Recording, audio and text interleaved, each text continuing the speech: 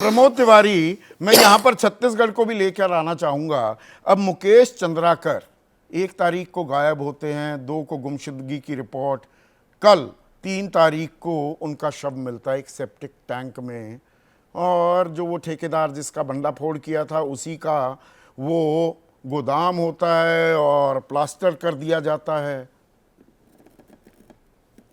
राजनेता अपनी राजनीति कर रहे हैं। प्रियंका गांधी वाड्रा कह रही हैं कि नहीं, पत्रकारों के साथ ये नाइंसाफ़ी हो रही है, सख्त से सख्त कार्रवाई होनी चाहिए। अमित मालवीय कह रहे हैं नहीं, ये तो जो सुरेश चंद्राकर है ये कांग्रेस का बड़ा नेता, आपके प्रदेश अध्यक्ष दीपक बैज के साथ उसकी फोटो दिखा रहे हैं।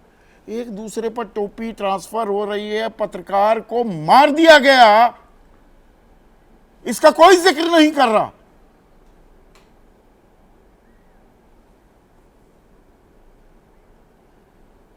मैं सबसे पहले चौधरी साहब संवेदना व्यक्त करता हूं मुकेश जी की हत्या पर ही नहीं, नृशंस हत्या जिस ढंग से की गई है वो किसी का बहुत क्रूर मस्तिष्क बताता है, मनोदशा बताता है। मारा किस तरह? अपने ही कंपाउंड में। फिर लाश कहाँ दफन की? देखिए उसकी जो एक सीना जोरी है अपने ही कंपाउंड में, यानी सबूत अपने ही यहाँ छोड़ रहा है। और मैं कहना चाहता हूँ देश में लोकतंत्र के 4 स्तंभ हैं। मुझे पहली बार जब मैं मंत्री बना उत्तर प्रदेश में, आपसे तो इतने दिनों का मेरा वास्ता, सूचना विभाग मिला मुझे, तब इलेक्ट्रॉनिक मीडिया इतना नहीं था, प्रिंट मीडिया था। एक से एक बड़ी शख्सियत मैंने सेंट्रल हॉल में बैठे देखे हैं, संपर्क में रहा हूँ। उत्तर प्रदेश लखनऊ में देखा है मैंने। सब पहले का फलसफा कुछ और था, अंदाज कुछ और था। बड़ी आलोचना हो जाती थी पर दूसरे दिन मुस्कुरा के मिल लेते थे। पर अब पता नहीं सत्ता का कौन सा नशा चढ़ा हुआ है कि अगर किसी ने कुछ लिख दिया, किसी ने कुछ दिखा दिया, तो फिर हम देख लेंगे, समझ लेंगे।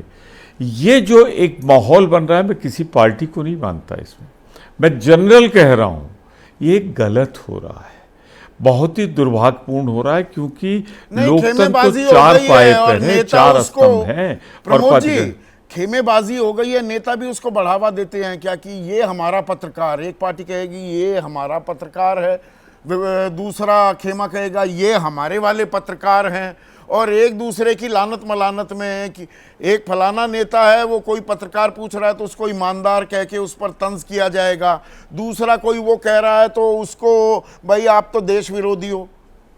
ये बन गया है ना तरीका, खेमेबाजी कर दिया, बांट दिया है, और बांटने में बटोगे तो कटोगे, और कट रहे हैं पत्रकार।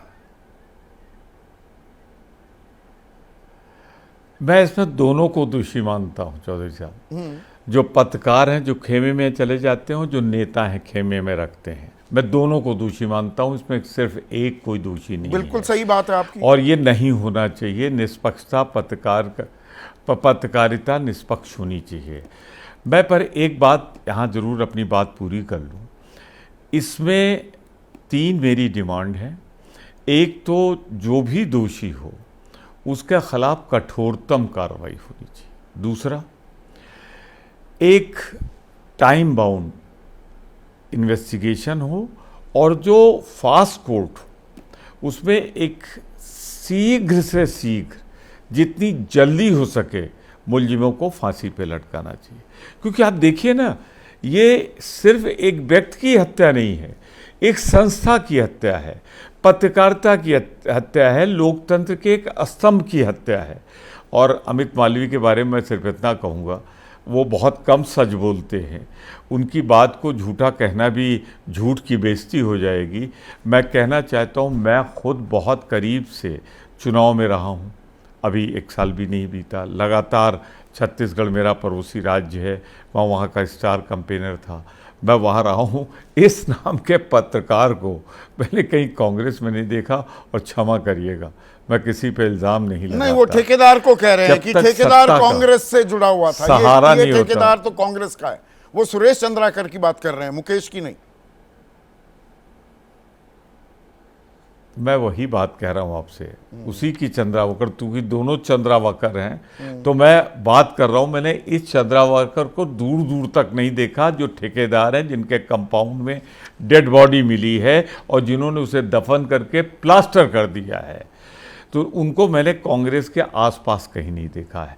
फिर भी इसे पार्टी लाइन पे नहीं लेना चाहिए। मैं तो कह रहा हूँ दोषी अपराधी की ना कोई जात होती है, ना कोई बिरादरी होती है, ना कोई धर्म होता है और ना कोई पॉलिटिकल पार्टी। प्रमोद जी, आपने वक्त निकाला, मैंने आपसे आग्रह किया था, आप कहीं निजी कार्यक्रम में व्यस्त थे, उसके बावजूद जो वक्त निकाला, आपका बहुत बहुत शुक्रिया।